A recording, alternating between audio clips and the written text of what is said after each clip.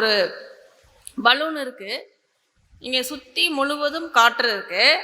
அந்த பலூனில் காற்றை நிரப்பி அந்த பலூனை நூல் போட்டு முடிச்சு போட்டு கட்டினா அந்த பலூனுன்னு எப்படி ஒரு தனிப்பட்ட ஒரு பொருளாக காட்சி கொடுக்குதோ, ஆனால் அந்த பலூன் பறக்கிறதுக்கு அந்த காற்று தான் ஆதாரம்.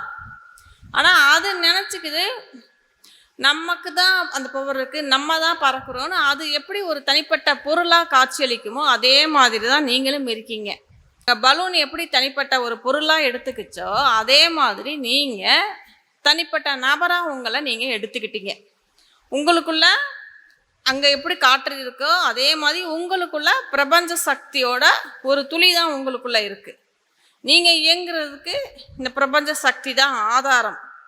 ஆனால் அது தெரியாமல் நீங்கள் தனிப்பட்ட ஆளாக உங்களை நினச்சிட்டு இருக்கீங்க.